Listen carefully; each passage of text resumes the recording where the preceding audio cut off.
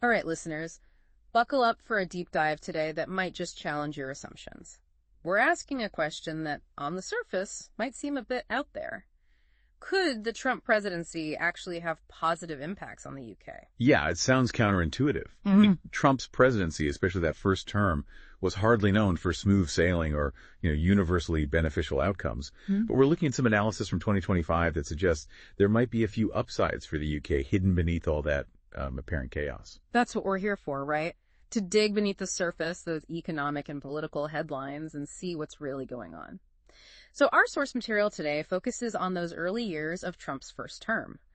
It's fascinating how those global shifts, all those policies and actions create some pretty unexpected winners and losers. What's the first surprising potential benefit for the UK? Well, the analysis suggests the UK might just dodge that whole trade war bullet. Trump was all about protectionism, right? Oh yeah, those tariffs he slapped on China and Mexico, that was a pretty big deal. Exactly. And driving those tariffs was his stance on trade deficits. He was totally convinced that, other countries were taking advantage of the U.S. by selling more to them than they were buying back. Unfair trade deals. That was a common phrase you'd hear. All the time.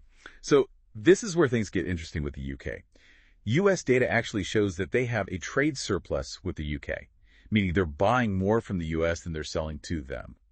That's pretty much an outlier, like a total anomaly in Trump's worldview. Yeah, it kind of goes against his whole narrative about countries taking advantage of America. It does. Yeah. And theoretically, that trade surplus should have protected the UK from any fallout from the trade wars. But, and here's where things take a bit of a turn, the UK's own data paints a totally different picture. Oh. Yeah, they're reporting a trade deficit with the US. They say they're actually exporting way more to the US than they're importing. Wait, so we've got two sets of data telling two completely different stories. How do we even begin to make sense of that? Well, you got to look at how each country is compiling its data. The U.S. includes trade with the UK's Crown Dependencies, Jersey, Guernsey, Isle of Man. These are basically self-governing territories under the British Crown that function as, major financial hubs. The UK, though, doesn't include them in their own calculations.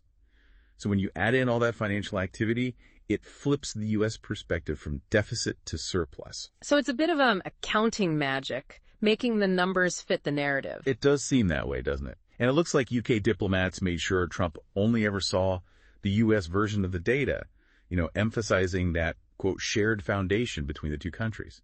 It really says a lot about how strategic things get, the maneuvering that goes on behind the scenes in international relations. It's almost like a carefully choreographed play, making sure everything looks just right for the audience.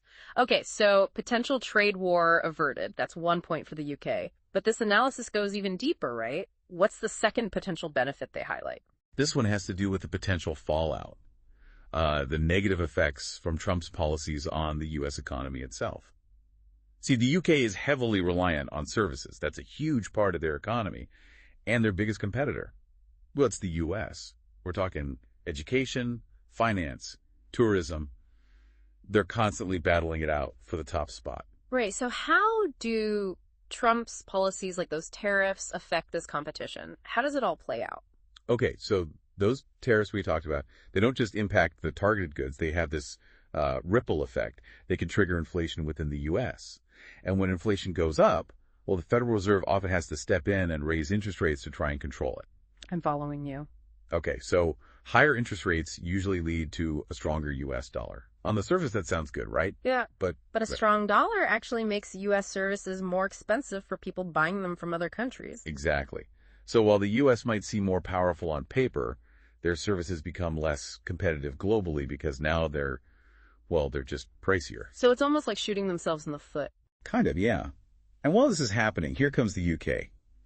A weaker pound sterling makes their services comparatively cheaper. I see where this is going. It's all about relative advantage.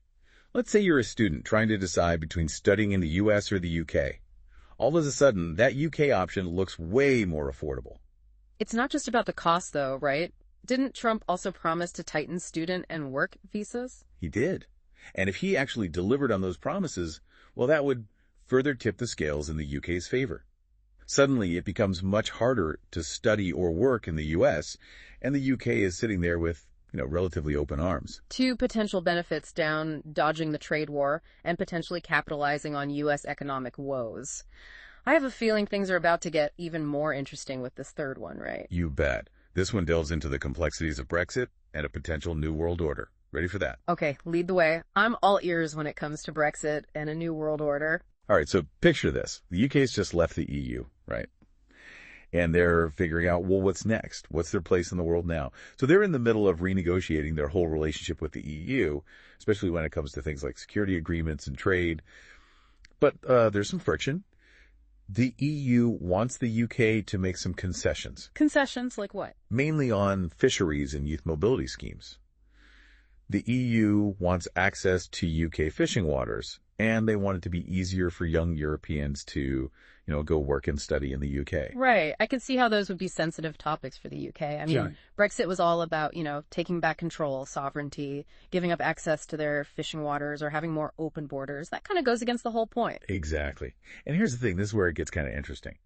Trump's actions, all that stuff that often seemed disruptive and chaotic on the world stage, well, it might actually work in the UK's favor. How so? Remember his America First stance and his, generally unpredictable behavior when it came to foreign policy. Hard to forget. It felt like there was a new international incident every week. Right. All that unpredictability in those actions, they've created this atmosphere of distrust. It's made some European leaders start to question whether they can really rely on the U.S. for security anymore. Like, is that long-standing commitment really there? And that's pushing them to start considering alternatives. Okay, so what kind of alternatives are we talking about? Well, there's been talk of creating a new security structure, something outside of NATO. Like a parallel system. Yeah, essentially. They can't just rely on the U.S. anymore, so they're looking for other ways to ensure their security. And one specific incident that really shook things up. Remember when Trump tried to buy Greenland from Denmark? Yeah, that was wild. It felt like something out of a comedy sketch. It did have this surreal quality to it. But the implications were serious. It further eroded that trust, and it made European leaders realize, hey, we need to seriously think about our options. And this is where the UK comes in. They're out of the EU now. They're no longer bound by all those restrictions and regulations. And they've got a pretty significant military. So they're in a good position to be a major player in this new security arrangement. Exactly. So you've got this really ironic situation where Trump, a big supporter of Brexit, might actually be the one who inadvertently helps the UK gain more leverage in its dealings with the EU. Wow, that's a pretty fascinating twist. So we've got three ways Trump's presidency could potentially benefit the UK. Avoiding a trade war, capitalizing on U.S. economic problems, and now gaining more leverage in their post-Brexit negotiations. It really makes you think about how, things are never straightforward in global politics. Totally. It highlights how interconnected everything is. Yeah. One country's actions can have these ripple effects that you'd never anticipate. And it underscores how important it is to look beyond the headlines, to really analyze the nuances of these situations. It's a reminder that we can't afford to oversimplify things, right? We can't just look at things in isolation. Absolutely. Okay, before we wrap up this part of our deep dive, there's a question from one of our listeners that I think ties into this really well. They're asking if this analysis, which focuses on the UK, could also be applied to other countries. Like, are there other potential winners who might emerge in this, Trump era, even if it seems counterintuitive? That's a great question. It really gets to the heart of how power dynamics are shifting on the global stage. I mean, could Trump's unpredictability, that willingness to, completely disrupt the established order, could that actually create opportunities for those who are savvy enough to navigate that chaos? So are we saying chaos can be a good thing? It's not about saying it's good or bad. It's about recognizing that it changes the rules of the game. And those who can adapt, those who can anticipate the ripple effects and, make the right moves at the right time, they might find themselves in a surprisingly advantageous position. So it's not really about chaos being good. It's about recognizing that it changes the rules of the game. Right. And that's what we've been talking about today with Trump and the UK. It's less about endorsing his actions and more about, understanding how those actions create this ripple effect. And sometimes those ripples, they create opportunities in unexpected places. Exactly. Okay, so we've explored three ways Trump's presidency could potentially benefit the UK. Dodging that trade war, capitalizing on the U.S. economic woes, and then gaining leverage in those post-Brexit negotiations.